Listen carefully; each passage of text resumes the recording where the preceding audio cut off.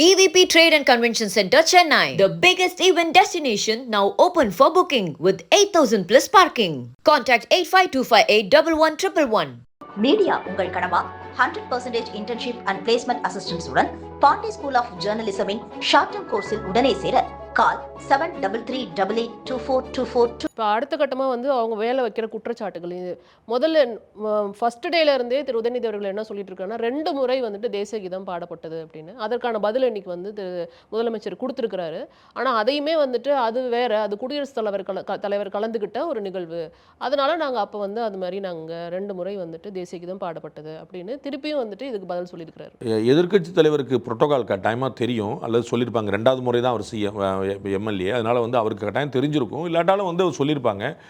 பிரசிடெண்ட்டுக்கு என்ன புரோட்டோகாலோ அதே புரோட்டோகால் தான் கவர்னருக்கு. இது வந்து நம்ம எல்லாருமே தெரிந்து கொள்ள முடியும். 2க்கும் வேறு கருணை மனு உட்பட மரண தண்டனை விதிக்கப்பட்டவர்களுக்கு விதிவிலக்கு அளிக்கக்கூடிய கருணை மனு உள்பட எந்த தண்டனையிலிருந்து விடுதலை செய்யக்கூடிய அதிகாரம் உள்பட நம்ம 100 நாள்லேயே விட்டாங்க, இப்போ 15 வருஷத்தில் விட்டாங்க, நம்ம வந்து ஜெயலலிதா பிறந்தநாளுக்கு விட்டாங்க, அண்ணா பிறந்தநாளுக்கு ரிலீஸ் பண்ணாங்கன்னு சொல்கிறோம்ல கைதிகளை.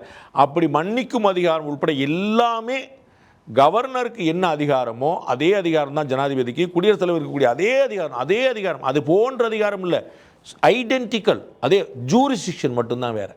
குடியரசுத் தலைவருக்குரிய அதிகாரம் நாடு முழுக்க, கவர்னருடைய அதிகாரம் மாநிலத்துக்குள்ள, இவ்வளோதான். இந்த ஜூரிஸ்டிக்ஷன் டிஃபரன்ஸ் தவிர கவர்னருக்கும் குடியரசுத் தலைவருக்கும் எந்த டிஃபரன்ஸும் கிடையாது, புரோட்டோகாலில் கிடையவே கிடையாதுன்னு எதிர்க்கட்சி தலைவர் தெரிஞ்சிருக்கணும். ஆனால் அது தொடர்ந்து அதை குற்றச்சாட்டாக வைக்கிறாங்க. அவங்களுக்கு தெரியாமல் இருக்கிறதுக்கு வாய்ப்பு ரொம்ப ரொம்ப கம்மி. அது தமிழ் மேலே அக்கறை இல்லைங்கிற மாதிரி சொல்லி கொண்டு வரதுக்கான முயற்சி அதெல்லாம் இல்லை, உண்மை இல்லை. அதுக்கு வந்து உண்மையிலேயே தமிழ் வளர்க்கறதுக்கு நிறைய வாய்ப்புகள் இருக்குது. திமுக அதை செய்யலை, அதிமுக செஞ்சிருக்கலாம், செய்யலை. இவங்க வந்து வெறும் ஒரு விமர்சனமாக கொண்டு போயிட்டு இருக்காங்க. நவோதயா பள்ளிக்கூடங்களை வரவிடாமல் தரத்தை உட்பட எல்லாமே அதுதான் பண்ணிட்டு இருக்காங்க. இவங்களுக்கு வந்து இன்னைக்கு ஆசா வந்து ஆர்ப்பாட்டத்தில் பேசும்போது சிபிஎஸ்இ பள்ளிக்கூடங்களில் இருக்கக்கூடிய மும்மொழி கொள்கை எதிர்க்கிறதுக்கு தைரியம் இருக்குதா அப்படின்னு கேட்குறாரு. திமுக காரங்க நடத்துகிற சிபிஎஸ்சி ஸ்கூலில் மட்டுமா செய்ய முடியுமான்னு பார்ப்போம். நம்ம மற்றவங்களை விட்டுருங்க. திமுக காரங்க நடத்துகிற சிபிஎஸ்சியோட பேட்டர்ன் அது. தமிழ்நாட்டில் சிபிஎஸ்சி ஸ்கூலோட எண்ணிக்கை அதிகரிச்சுக்கிட்டே போகுது, மாநில பள்ளியோட எண்ணிக்கை குறைஞ்சிக்கிட்டே போகுது. அப்புறம் மக்களுடைய ஆர்வம் வந்து தனியார் பள்ளிகள் தான் போய் சேருது. நிதர்சனத்தை உணராமல் நாங்கள் தமிழ் வளர்க்குறோங்கிற பேரில் எவ்வளோ நாளுக்கு மக்களை ஏமாற்றுறதுங்க அப்படின்னு எனக்கு புரியவே இல்லை. இவங்க வந்து தமிழ் தாய் வாழ்த்தை முன்னாடி பாடினாங்க பின்னாடி பாடினாங்கள முதலமைச்சர் ரொம்ப தெளிவாக எடுத்து கொடுத்தாரு. அது வந்து ஒரு அரசியலை உயிர்ப்போடு வைத்திருக்கக்கூடிய ஒரு வெறும் அரசியலை, ஒரு மொழி அரசியலை உயிர்ப்போடு வைத்திருக்க முயற்சியை தவிர வேற எதுவும் சப்ஸ்டன்ஸ் இல்லை. நான் எதுவும் பார்க்கல. ஆளுநர் உரையை ஆளுநர் முழுவதுமாக படித்ததிலிருந்தே வந்து தெரியுது ஒரு நல்ல இணக்கம் இருக்கு அப்படிங்கிற மாதிரியான ஒரு விமர்சனம். ஆனால் இவங்க வந்துட்டு ரகசிய உறவுன்னு திமுக குற்றச்சாட்டு வைத்தாலும் இன்னைக்கு அதுக்கு வந்து ஒரு விளக்கம் கொடுத்துருக்கிறாரு. நாங்கள் வந்து கொள்கை ரீதியாக வேறுபட்டு இருந்தாலும் இது வந்து வேற ப்ராசஸ், அதாவது பொலிட்டிக்கல் ப்ராசஸ்ங்கிறது வேற, தமிழக அரசு நிர்வாகம் பண்ணுறதுங்கிறது வேற, அப்போ நம்ம மத்திய அரசோடு இணக்கமாக இருக்க வேண்டிய ஒரு விஷயம் இருக்குங்கிறத இன்னைக்கு சொல்லியிருக்கிறாரு. அப்போ இந்த எதிர்ப்பு, அதாவது திமுகவுடைய எதிர்ப்பு வந்து வெறும் கண் துடைப்பா, பாஜகவை நாங்கள் எடுத்துக்கிட்டே இருப்போம் அப்படிங்கிறதுக்கான ஒரு கண் துடைப்பு, ஒரு அண்டர்ஸ்டாண்டிங் இருக்குது சென்ட்ரல் கவர்மெண்ட்டுக்கும் ஸ்டேட் கவர்மெண்ட்டுக்கும், எந்த குழப்பமும் இல்லை. ஏன்னா கவர்னர் வந்து வெறும்ன உரையை வாசிச்சுட்டு போல மத்திய அரசுக்கான கண்டனங்களையும் சேர்த்து வச்சிருக்கார். அதை நம்ம புரிஞ்சுக்கணும். அது வந்து ஆளுநர் குடியரசுத் தலைவரின் பிரதிநிதி. மத்திய அரசு மீதான விமர்சனம் என்பது குடியரசுத் தலைவர் மீதான விமர்சனம். ஆளுநருக்கு குடியரசுத் தலைவர் மீதான விமர்சனத்தை வைப்பதற்கு ஏதாவது அதிகாரம் இருக்குதா அப்படின்னு நான் அறிஞ்ச வகையில் இல்லை. ஆனால் வந்து ஆளுநர் டிஸ்கிரிமினேட்டரி ஆக்ஷன்ஸ் அப்படின்னு சென்ட்ரல் கவர்மெண்ட்டோடைய ஆக்ஷனை வந்து பாரபட்சமான நடவடிக்கைங்கிற வார்த்தையை பயன்படுத்துகிறாரு. எனக்கு ரொம்ப பெரிய அதிர்ச்சி இருந்தது. அப்போ அது வந்து கட்டாயமாக உள்துறை அமைச்சகத்திடமோ அல்லது ராஷ்டிரபதி பவன்லேயோ வந்து அது வந்து பேசப்பட்டு ஒரு கிளாரிட்டி வந்து தான் செஞ்சுருக்குமான்னு நினைக்கிறேன். இல்லை ஆளுநர் வந்து தன்னிச்சையாக அதை செஞ்சாரான்னு தெரியல. அதனால் ஒரு அண்டர்ஸ்டாண்டிங் இருக்குது. அது ஆளுநர் அளவுலையா, ஹோம் மினிஸ்ட்ரியிலையா, பிரசிடென்ட் ஹவுஸ்லையான்னு எனக்கு தெரியல. எந்த இடத்துல அந்த அண்டர்ஸ்டாண்டிங் வந்திருக்குன்னு தெரியல. அது வந்து ஒரு பெரிய ப்ராப்ளமில் நல்லது தான். ஒரு பியூட்டிஃபுல்லான ஒரு வேர்டை வந்து பயன்படுத்தினார் முதலமைச்சர். நாங்கள் வந்து உறவு அப்படிங்கிற வார்த்தையை பயன்படுத்தாமல் ஒரு நிர்வாக நடைமுறையை நாங்கள் பயன்படுத்தோம் அப்படின்னா, அதாவது மத்திய அரசுக்கும் மாநில அரசுக்குமான ஒரு இணக்கமான நிர்வாக நடைமுறை இருக்கும். ஒரு வந்து ஆப்ரேஷனல் ப்ரொசீஜரல் ரிலேஷன்ஷிப் அப்படிங்கிறது, ரிலேஷன் கூட சொல்ல, ஒரு மெத்தட் அப்படிங்கிறத சொன்னார். அது வந்து ஒரு நல்ல விஷயம், அதில் குழப்பம் இல்லை. பாஜகவுக்கும் தாவேக்காவுக்கும் உறவு இருக்க வேண்டிய அவசியம் இல்லை. ஆனால் மத்திய அரசுக்கும் மாநில அரசுக்கும் இணக்கம் இருக்கணும். அதில் வந்து எந்த குழப்பம் இல்லை. That's government. அண்ட் நாம் பார்த்துருக்குறோம், திரு ஸ்டாலின் முதலமைச்சராக இருந்தபோது, பாரத பிரதமர் நரேந்திர மோடி இங்கே வந்தபோது 2 பேரும் தோளில் தட்டி சிரித்து கைதொட்டி சிரிச்செல்லாம் ரிலேஷன் இருந்துச்சு. அப்போ வந்து எல்லாருமே திருப்பி இதே மாதிரி விவாதங்கள் பண்ணிட்டாங்க. மத்திய அரசுக்கும் திமுகவுக்கும் பாஜகவுக்கும் ஒரு அண்டர்ஸ்டாண்டிங் வந்துச்சு, அதெல்லாம் சொன்னாங்க. ஸோ வந்து அண்டர்ஸ்டாண்டிங் அப்போல்லாம் இல்லைங்கிறது நம்ம கம்யூனிஸ்ட் தேர்தல் வரைக்கும் நம்ம பார்த்துருக்கோம்.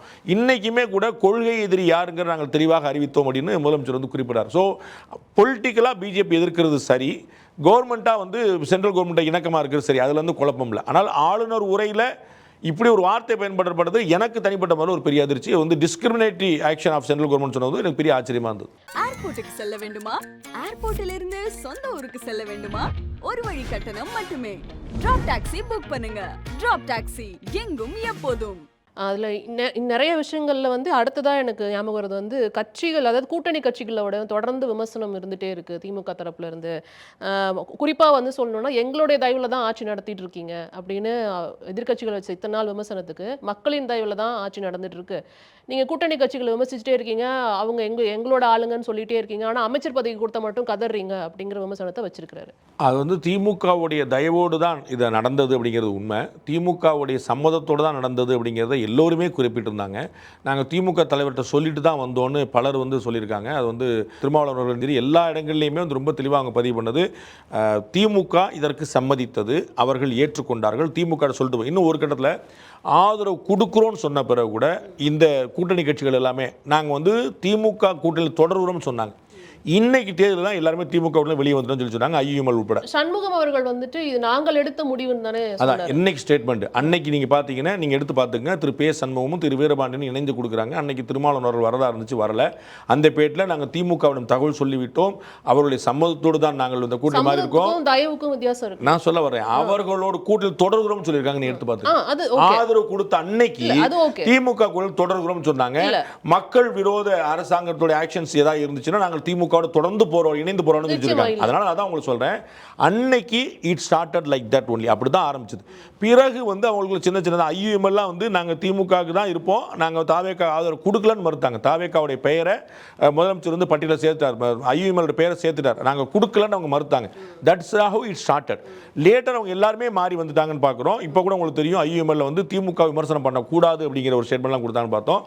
இன்னைக்குமே நான் சொல்கிறேன் உங்களுக்கு, தமிழக முதலமைச்சருக்கும் தெரியும், திரு திருமாவளவன், ஐயுஎம்எல் இவங்க ரெண்டு பேருக்குமே வந்து திமுகவோட நல்ல நட்பு தொடரும். திரு திருமாவளவன் நாங்கள் எப்போனாலும் வெளியே வருவதற்கான அதிகாரம் உரிமை எங்களிடம் இருக்குன்னு வார்த்தையை பயன்படுத்தி இருக்கிறார்.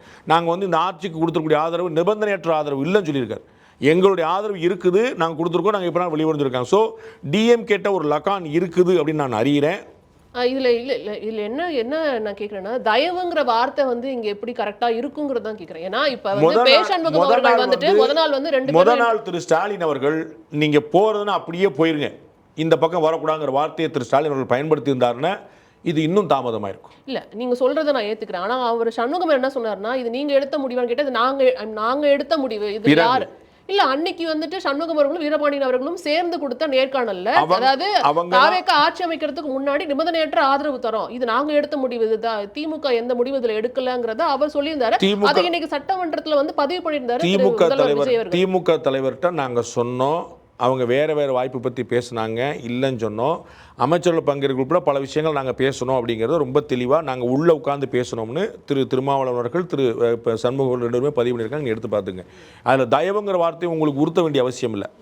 That is how it started. பிறகு அவங்களே வெளியே வந்துட்டாங்க, அவங்களே திமுக விமர்சனம் பண்ண ஆரம்பிச்சிட்டாங்க, ஐயுஎம்எல் விமர்சனம் பண்ணிச்சு, விடுதலை சிறுத்தை விமர்சனம், அது நம்ம இன்னைக்கு மாறிச்சுங்கிற பார்க்குறோம்.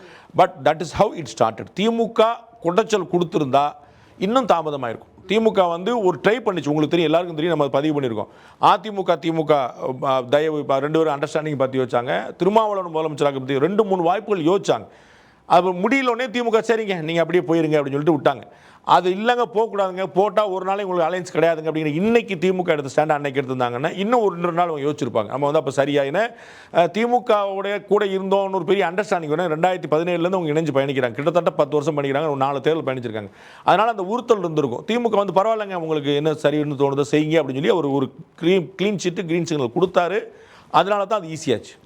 அந்த அமைச்சர் பதவி கொடுத்ததுக்கு அப்புறம் இவங்களோட எதிர்ப்பு இன்னும் அதிகமா இருந்ததுங்கிறது தான் இன்னைக்கு அவர் சொன்னதா பார்க்க முடியும். விஜய் அவர்கள் வந்துட்டு முதல்வர் அவர்கள் என்ன சொல்லியிருக்காருன்னா, நீங்க அமைச்சர் பதவி கொடுத்ததுக்கு அப்புறம் ஏன் கதறீங்க அப்படின்ற வார்த்தை வந்து இல்ல. அங்க வந்து அவங்க அதாவது திமுகவுக்கு என்ன ஒரு பதட்டம் வந்துருச்சு அப்படின்னா, முதலமைச்சர் டே பை டே செட்டில் ஆகிட்டே போறார், கம்ஃபர்ட் ஆகிட்டே போறார். இந்த கவர்மெண்ட் வந்து திமுக கடந்த 2017 பிறகு அதிமுக ஆட்சி அமைஞ்சது போல் அப்போ திமுக சொல்லிட்டு இருந்தாங்க அடுத்த அமாவாசை தாங்காது 3 அமாவாசை.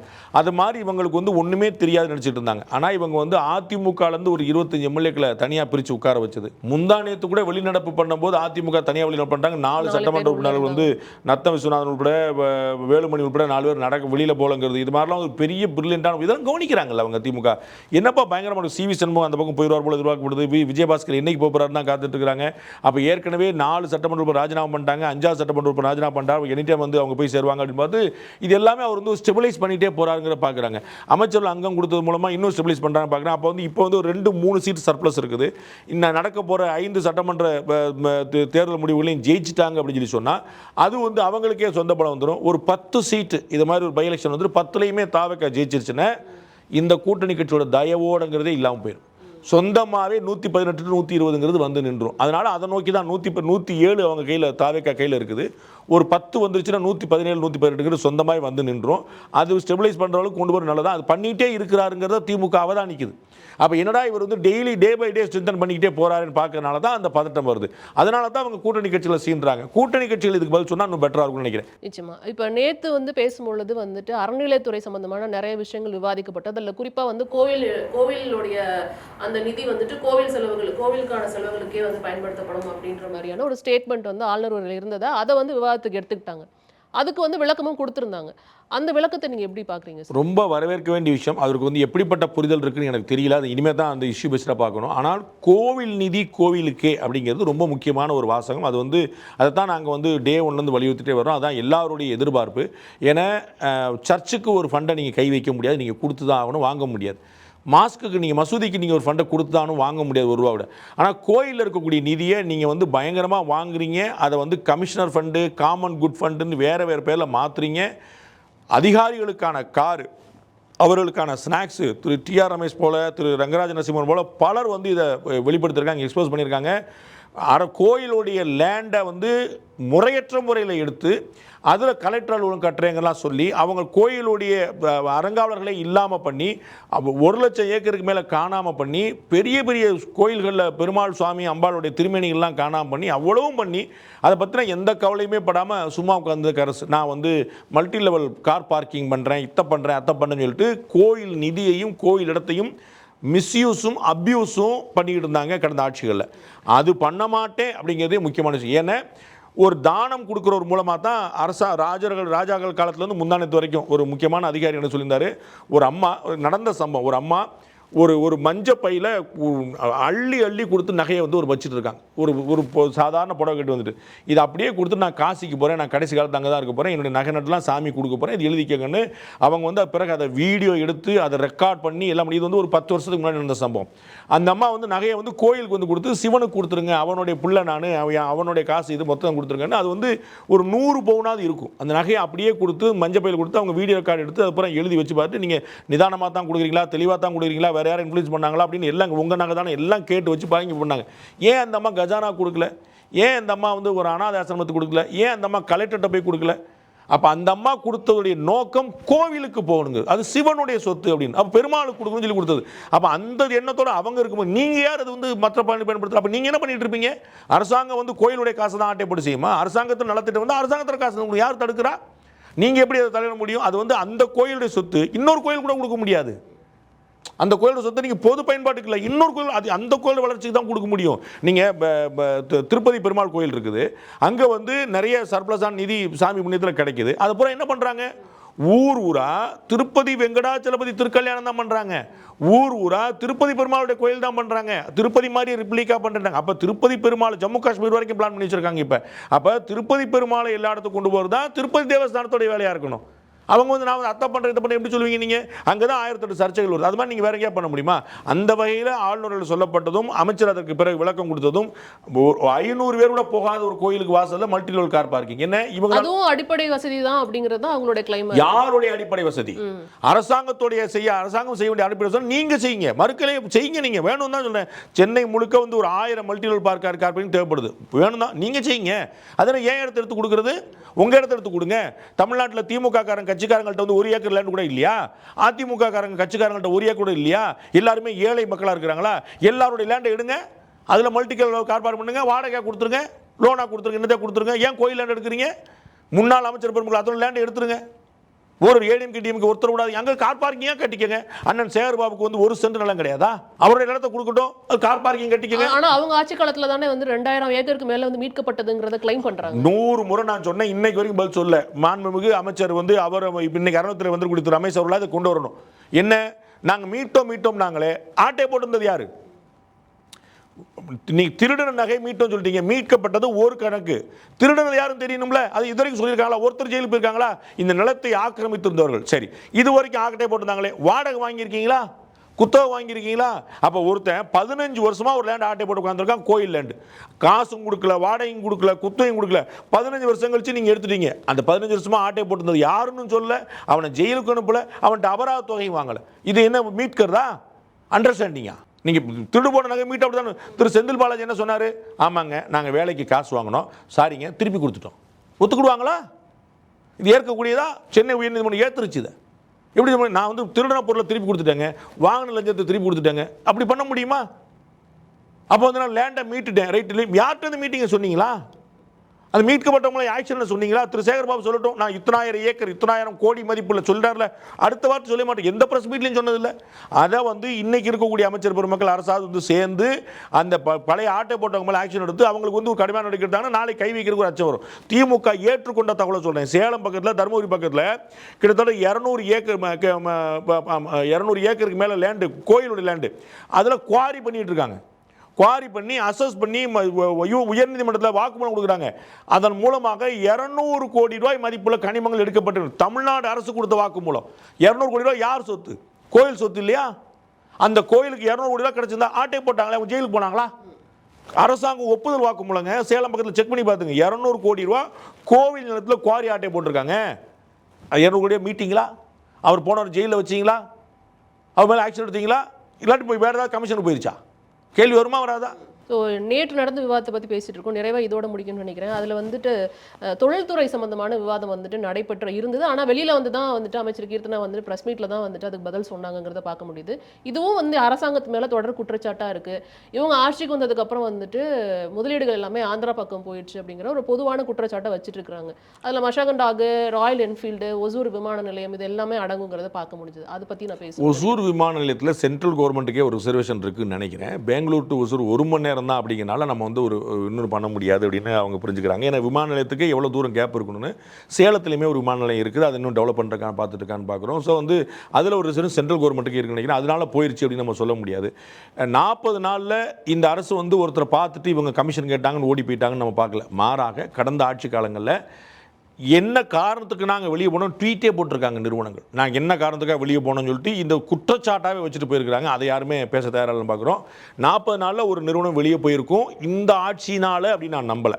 இந்த ஆட்சிக்கு நிறைய ஆந்திரா தொடர்புகள் இருக்கலாம், எனக்கு மறுப்பு இல்லை. நிறைய ஆட்கள் இருக்கலாம், நிறைய நண்பர்கள் இருக்கலாம். அவர் கீர்த்தனா அமைச்சருக்கு வந்து டபக்குன்னு ஜெகன்மோகன் ரெட்டி சப்போர்ட் பண்ணி அந்த பக்கத்தில் வந்தார். இதெல்லாம் இருக்கலாம், நான் அதெல்லாம் மறுக்கலை. ஆனால் அதனால் அரசுக்கு இழப்பு ஏற்படுதாங்கிறத நம்ம பொறுத்து வந்து பார்க்கணும். அப்போ 40 நாளில் ஒரு நிறுவனம் போனதா அறியல. 4 பக்கம் ஒரு தொடர்பு இருக்கிறத நம்ம தப்பு சொல்ல முடியாது. ஆனால் அது நான் ஏற்கனவே சொன்னேன், அதிகார மையங்கள் இருக்கலாமான்னு கேள்விக்கு நான் சொன்னேன். அந்த அதிகார மையங்கள் இருக்கணும், அதில் குழப்பம். அது அதிகார மையங்களாக மாறக்கூடாது, அவ்வளோதான். அப்போ ஆதவ அர்ஜுனா தான் எல்லாத்தையும் பார்க்குறாரு, செங்கோட்டையன் தான் எல்லாத்துக்கும் எந்திரிச்சு பேசுகிறாரு, ராஜ்மோகன் குறுக்கு பேசுகிறாருன்னா எந்த தப்பும் கிடையாது. அவர்கள் மிஸ்யூஸ் பண்ணாங்கன்னா தப்பு, அவங்க அப்யூஸ் பண்ணாங்கன்னா தப்பு. அதில் எந்த குழப்பம்? 4 பேர் முதலமைச்சருக்கு அட்வைஸ் பண்ணுறதுக்கு இருப்பாங்க, பொலிட்டிக்கலாக 4 பேர் இருப்பாங்க, அட்மினிஸ்ட்ரேட்டிவ் சைடில் இருப்பாங்க. அதில் எந்த குழப்பமும் இல்லை. அவர்கள் தவறு செய்தார்கள், தவறாக வழிநடத்தினாலும் தப்பு. கீர்த்தனா அமைச்சர் அவர்கள் வந்த பிறகு யாரையுமே மதிக்கலை, யாரையுமே பார்க்கல, எடுத்துரிஞ்சு போயிட்டாங்க. இதனால் ஒரு நிறுவனம் போயிடுச்சுன்னா அது கண்டிக்கப்படணும். அப்படி ஏதாவது ப்ரூஃப் கிடைச்ச மாதிரி எனக்கு தெரியல. நிறுவனங்களை இன்னும் கொண்டு வரது தான் பார்க்கணும். அதில் வந்து பெரிய தப்பு இருக்குன்னு நான் அறியலை. நிச்சயமா சார். அடுத்தடுத்த கட்டம் எப்படி நகருதுன்னு பார்க்கலாம். உங்கள் நேரத்துக்கு ரொம்ப நன்றி. Thank you sir.